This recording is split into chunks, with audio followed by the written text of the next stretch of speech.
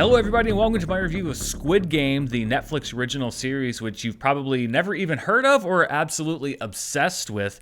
This has been very interesting to track. It kind of reminds me of when Stranger Things came on Netflix because it didn't premiere with a huge amount of fanfare. We actually covered it on charts a couple weeks ago. It was number 2 and then it was number 1. I think it's probably going to be number 1 again on the chart this week. So it's not something that I had a huge design on reviewing, but I kept seeing people talking about it and people tweeting me and saying, like, are you watching Squid Game? Do you plan to watch Squid Game? So I decided to give it a shot. And after 1 or 2 episodes, I said, yeah, you know what? We're going to be doing a review of this. So this is my review of the entire series. I'm going to structure it so that I do non-spoilers first. So I'm not going to go into any spoilers at the beginning. After that, I'm going to go into spoilers for each, not individual episode, but pretty much, you know, the story beats, what I thought, etc. So if you have seen the show and you want to hear my thoughts on it, you can stay for that second part of the review. I'll be sure to mark very clearly which parts are spoiler and which parts are non-spoiler. Before we get into that though, I want to talk about something that's really exciting here on the channel, or I should say off of the channel, because I am launching or have launched my own podcast channel, the Dan Murrell Podcast. What it is right now is all of my reviews in audio form. And this is just stage 1. So if you go and subscribe, and all of the links are down in the description below, Apple, Stitcher, Spotify, Amazon Music, lots of different places where you can find it. We are going to be expanding programming in the future, so you'll be able to get the audio for charts weekly. In the very near future, you'll be able to get the audio for my live show, which will also be resuming. And then all my movies, which will be returning, and I'm going to be returning it as an audio podcast. It will not be a show here on YouTube. I just think it works better as far as audio, and honestly, the workflow works better for me as an audio podcast. I'm still working out the details on exactly where you're going to be able to find all my movies, so I can't go all the way into that today, but it will be coming back before the end of the year, and I'm excited to bring you more episodes of that. So if you like watching the stuff here on YouTube and you want it a little more on the go, or if you like the audio experience, the podcast experience, please check those links down below for your preferred platform and subscribe to the audio podcast, because you're going to start seeing much more audio stuff from me and the stuff that's on this channel. If you want to listen to it, if you're just a podcast person, that's going to be an option for you as we expand this channel. I'm very excited to get this going, and I hope that you are too. So without further ado, let's get into Squid Game, and we'll start with an explanation of just what it is for those of you that don't know about it or haven't heard of it. It is a South Korean show, or at least it is a show that originates in South Korea from writer-director Hwang Dong-hyuk. But this is not a South Korean program that is licensed or distributed by Netflix. This is a show that was produced by Netflix in South Korea, obviously, but for worldwide distribution. And I think it's another example that we're seeing here. South Korea has been making some incredible strides forward in taking South Korean entertainment global. Of course, Parasite is the biggest example of that, winning Best Picture at the Academy Awards. But here we're now seeing something that doesn't have to go through what you usually see, not just in South Korea, but in other countries with Netflix, where, oh, well, it's proven to be a success here, so we're going to license it here. This is Netflix going and saying, we're going to invest in South Korean entertainment, in this show from South Korea, and take it around the world because we have faith in the vision and we have faith in the project. Squid Game is about a group of people who are all badly in debt, owing money to creditors, gambling debts, you name it, who are assembled together to play a series of games. And they're all children's games, but they have very serious consequences because they are also deadly games. And large swaths of these competitors are cut down in every single round of games. The catch is that if you survive, you are in the running to win the grand prize. For every person that dies, money is added to the final amount that's won by the ultimate winner of the games. Lee Jung-jae stars as Seong Gi-hun, who is a degenerate gambler and deadbeat dad. He is our main protagonist. He's our main eyes and ears inside of the game. And it is a really great performance. It's one of those shows, I wasn't really sure where it was going. And even though you spend a lot of the first episode with this character, I really grew to like him more and more as the show went on, because you never quite know where your focus is going to be. Sometimes it'll shift away, sometimes it'll go this way, sometimes it'll go that way,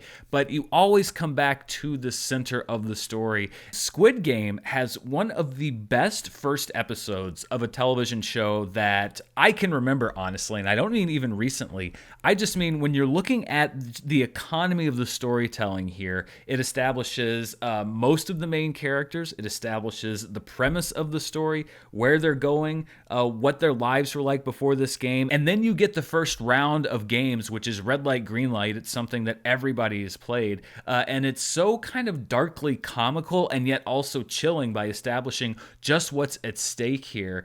I was so hooked after this first episode. I saw this and I was like, yes, this is incredible. And I'll talk about the other episodes of the season as I continue to run down the show here, both in the non-spoiler and the spoiler parts, but I don't want to lose track of just how great this first episode is. It's almost perfect television, in my opinion. And when you look at how to establish the premise of a show, I hope that people return to the first episode of Squid Game to show people how it's done. The other episodes, I think, are a little more inconsistent, but the one thing that the show is consistently great at is making characters that you care about. Now, that could be characters that you love, that could be characters that you hate, and then it kind of goes the other way. There's some characters that you hate that you love by the end of the show, and there's some characters that you love that you hate by the end of the show. There's so many, I'd say, 10 to 15 characters that we spend a considerable amount of time with, and every single one of them has something to do at some point in the show that humanizes them, that makes you feel for them or makes you root against them. And again, this is not easy to do,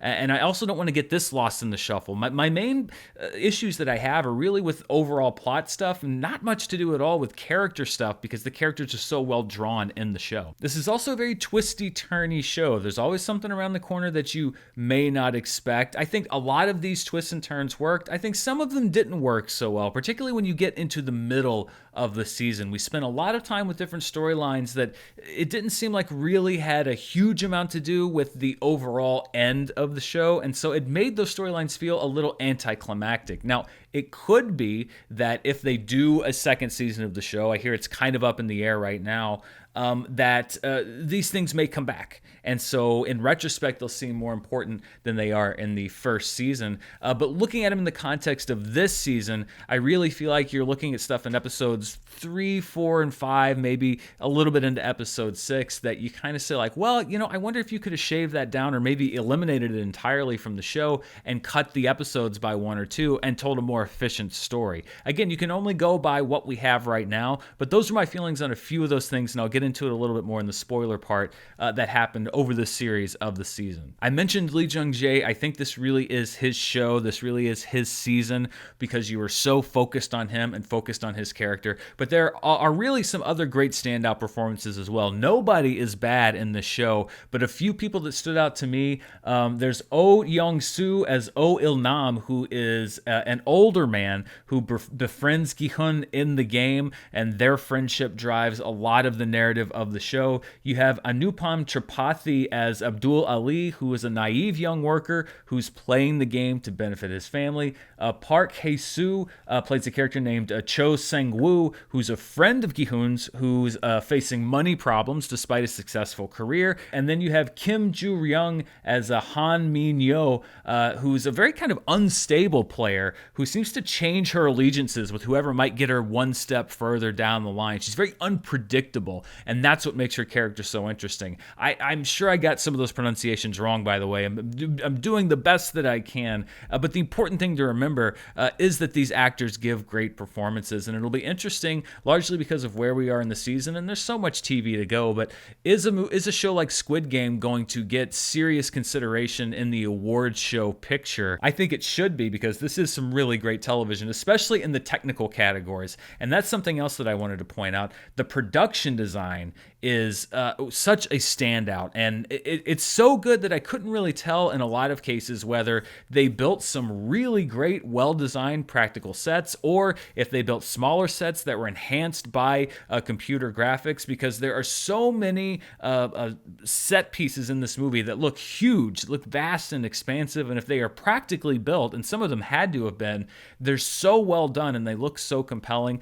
If there are add-on effects, as I'm sure there are in a lot of them, the effects are so well done. They don't look cheap or like they're on some kind of quote-unquote TV budget. There are very few instances where I looked at a shot and I went like, oh, okay, well, that's visual effects. artifacts. That's not real. Each game has a distinct look and a very creative look. It's visually engaging. It's thematically tied to what's going on. And some of them are very simple designs, but they just look great. So it's a great looking show in front of the camera due to the people behind the camera. Taking a big picture look at Squid Game overall, it was something that was unlike any other show that I've watched anytime lately, and also something that I will remember, particularly that first episode, but also lots of moments in the other episodes. It wasn't a perfect show, but I thought it was a really, really strong show, and it was a show that I enjoyed a lot. I'm looking forward to rewatching, perhaps with people that haven't seen it, because to see their reaction to some of those surprises and some of these twist moments is really great.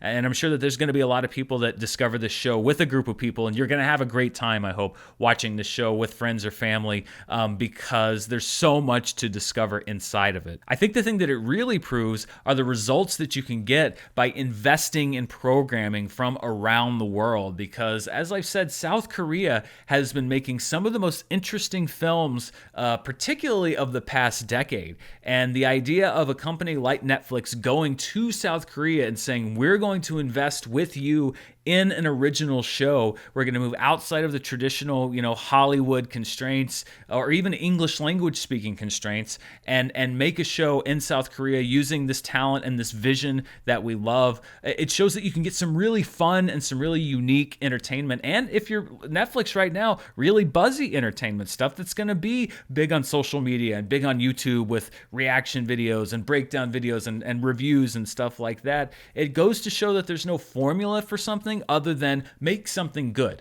Because generally, if you make something good, hopefully it's going to find its audience, and that's what Netflix did here. If you're watching on Netflix, I think there's a couple different options. There is an English dub if you want to watch it dubbed in English. I watched it in Korean with English subtitles, and the performances were really, really strong in Korean. So, I haven't heard the English dub, and I'm sure that it's perfectly fine with actors and whatnot, but the performances in Korean are really, really good. So that's the way that I would recommend that you watch it. Of course, it's up to you, however you want to do it. But it's a definite recommendation for me on Squid Game, especially if you like action, thriller, even horror, dystopian sci-fi, that kind of stuff. It really scratches that itch, and I think you're going to like it. So that ends the non-spoiler part. So if you haven't seen the show, I would say don't watch the rest of this, because I'm going to talk about some of these twists and turns that you get along the way. But if you have seen Squid Game, let's go a little bit more in depth with the different story beats, because I wanted to go into what I really, really liked the most, and maybe some of my qualms as well. So last warning, if you have not seen Squid Game, there will be spoilers from this point on. So let's start at the beginning with the first episode, Red Light, Green Light. And that game of Red Light, Green Light is such a great set piece, especially the way that it's shot in extreme close-up with so many of the contestants. And when we don't know what the stakes are going to be, like that first round of executions, and then the way that we see the stop and the start. And I love that little robot girl and the way it would turn around. The fact that she is so giant and that the eyes, the little cameras going everywhere, it just is able to establish the stakes in such a unique way, and a jarring way, and an affecting way, that it really was the key to me for success in that episode. And I understand a little bit why they pushed perhaps some of the character development to this off-island episode in episode 2. I get that you want to get to this game. Also, for some reason, and I'm not really sure, this moment where Gi-hun smiles at the camera when they're taking his picture, I just love that moment. And I think it's because it's such a great character moment, and it's kind of his last moment as the person that he is at the beginning of the show before he goes into this game. And he's a very, very changed person at the end of this season. So you almost get this last glimpse of this kind of clueless guy floating through life. Episode 2, as I mentioned, I'm a little torn about. I think that it does pay for the sins of having such a great episode 1, because you have to take them off the island to raise the stakes for the characters. And I think that's partially because you can't do all that before they get to the island, because then you almost have to push the red light, green light to episode 2, and I understand why you want to put it in that first episode. Again, I think it just suffers from comparison there, and also having to kind of go back and fill in some storytelling gaps that you leave in the first episode by getting to the island in episode 1. Episode 3 had a great challenge. I loved the honeycomb shapes, the tactics involved with choosing what shape you want. Do you choose this circle? Do you choose this triangle? We get the establishment of Sing Woo and his first kind of moment where he's looking like he's altruistic, but you can tell he kind of suspects that he's putting himself in a position to succeed, and we're going to pay this off later on in the series. And then you have the introduction also of the doctor, who's getting the inside information for this side quest, the side hustle that's going on inside of the operation. This leads into episode 4. I love the nighttime fight. I love the fact that you establish that you don't have to be killed inside of these different games in order for the money to count. That, if you kill each other, then it also counts, and it adds a great way to kind of keep the tension up between games, because otherwise people just kind of be sitting around doing nothing. By making it so that, they're a threat to each other even off of the field, I think you inject so much of that suspense. This also ends with the tug of war game, and again, this is a very simple game. It's one that we've all played, but you add this high stakes element to it. I like the design with them being so far off the ground. You basically just plummet to your death if you lose, the guillotine coming down on the rope. We end on a cliffhanger, and part of me wonders if that cliffhanger was manufactured at the end of episode 4 to lead into episode 5, because it's resolved so early in the 5th episode, and also because in episode 5 you don't have a game. There's no game in episode 5, so you start with this big, quote-unquote action beat of the end of the tug of war game, and then episode 5 is, the side mission episode. It's about harvesting these organs. It's about Junho's search for his brother, and maybe these are going to be coming back, and maybe these will be more important for future seasons, but these were the two storylines I was talking about when you're looking at the show, and particularly in the middle part of the season. Ultimately, what was the payoff to that, other than it just sort of gets us a little further down the road? When we got to the end of those respective storylines, I was kind of expecting them to come back a little bit, because it's like, well, I don't really know why we spent so much time with this if we're not really going to go further than this here. That leads into episode 6, and episode 6 had some really great emotional beats. When you have Sang Woo, his betrayal of Abdul Ali, basically, tricking him out of giving him his marbles and dooming him to death. I mean, this is really where he becomes a full-blown villain, and you realize that this guy is going to do anything to win. And Abdul Ali was such a likable character. I mean, he wasn't the smartest guy out there, but you rooted for him. He was truly altruistic, and it drives home this point that the game is supposed to be quote-unquote fair, but it's not fair in any way, and really bad behavior is rewarded. And then you have the relationship between Gi-hun and Il-nam, which I was a little suspicious. I mean, there was a lot of very touching back and forth, but you have a show here that hasn't shied away from showing anything for the entire season. You don't show the old man's death. I got a little suspicious, because a lot of times there's a rule, especially with big characters like that. If you don't see a body, then they're gonna show up later on. It's the Bucky Barnes rule. It's whatever you want to call it. If you don't actually see them die, then there's a good chance they're gonna come back up later on in the show. And so I wasn't really that shocked when he came back in the final episode, only because they didn't actually show him die, and I thought that was kind of suspicious. But that was such a great friendship between them. I've actually kind of gone back and forth about do I like that they made him in many ways the big bad at the end of the show, because I loved that friendship between them, and it was so pure. The next time that I watch the show, I think I'm actually going to be less affected by their interaction, because I know that it is in many ways an act. So that's one storytelling choice where I would kind of go back and say, was that the best thing to do? Because it works the first time you see it, but I think it retroactively robs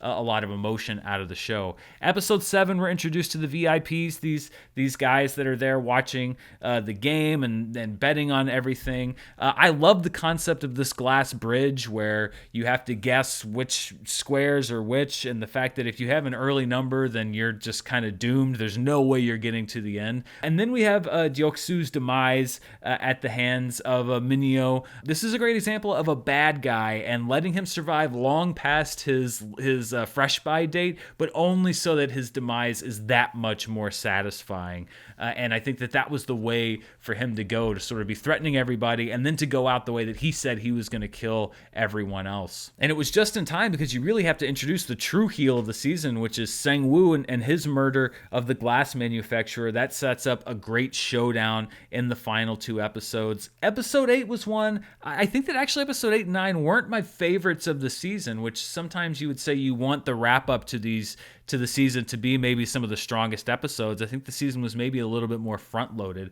We wrap up the story of Junho and his brother, at least for right now. But it seemed like there was kind of some hedging of the bets on Junho and whether or not they're going to bring him back in another season. Because again, it's sort of like we were talking about earlier. He falls off the cliff, he's shot in the shoulder, but you don't see the body. And if you don't see the body, there's always a chance that they're going to bring that character back. That was something that was open-ended where we got to the resolution of that storyline and it just didn't really hit for me because it seemed like, well, they don't really seem like they want to resolve it so much as leave it open for the next season if there's going to be a next season. So this is one where if this story continues, if we continue to develop this relationship between these two characters, then that'll probably recontextualize my thoughts on season 1. But for right now, I just don't think it was kind of the odd storyline out along with the organ harvesting in this first season. And then episode 9, I mean, we have a great final game. The showdown between these characters was really great, was really emotional. It didn't really have much to do with the game Squid Game, though. I mean, for it to have been set up literally from the first frames of the show, and then it's the name of the show, obviously, I was, kind of anticipating that it would be more about, doing all the different things and hopping on 1 foot and the 2 feet and crossing and all that stuff. It was a great showdown. It was a great fight between these two characters, and the emotions were running high. The decision to try to end the game, and then ultimately, taking suicide as a way to make sure that the game hits its conclusion. But I had hoped that it might stick with the rules of the game, only because the other segments did that so well. And this kind of felt like it could have been dropped into any game. It was really just to put these two characters in a confined space to fight each other. But the throwing of the other person out seemed like pretty much the only rule that had been established that we revisited in that game. And then we have the conclusion and the wrap up of the season where we find out that Il-nam was not dead and that they have this discussion about, human nature, etc. If you're looking at a second season of the show, I would love to see that. I think that you're going to face some very unique challenges. The first one kind of being the Hunger Games challenge, where you've established a concept, and if you want to return to that concept, there are a set amount of rules that you have to redo. So you have to figure out how do you heighten things without being repetitive. I think that's where the big quarter quell kind of came in. It's like, okay, we're going to bring in all winners for the Hunger Games sequel. You're going to have to, I think, try to find something along that line, especially if you bring this character back into this world that he's already escaped from. But I think there's some interesting directions to go, and there's some interesting characters that you can come into and maybe go a little bit more into the VIPs and who is this shadowy cabal, who's in charge of it now. At the same time, if there isn't another season of Squid Game, I think that this one told a pretty good story. And the idea that, there's now going to be this very, very rich man who is out hunting for you and trying to bring this down. It's sort of like if the Matrix had never had a sequel. You can kind of imagine one, and it's pretty cool. And I think for some people, maybe that sequel that they'd imagined was even better than perhaps what they'd gotten. So this is really one of those cases where I would be perfectly happy either way if there was or wasn't another season of Squid Game, because this one was so good and had so many great things that I'm perfectly content with what we have. But I am excited if they do go back to the drawing board to see how they try to one-up themselves and really deliver some truly next-level sequences.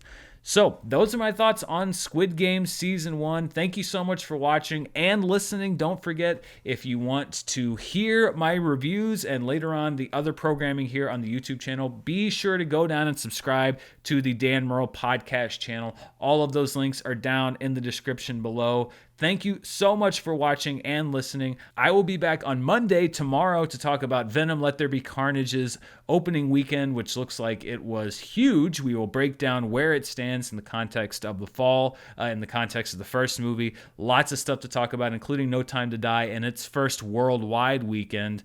Thank you so much for watching. Please stay safe out there, and I'll see you next time. Bye.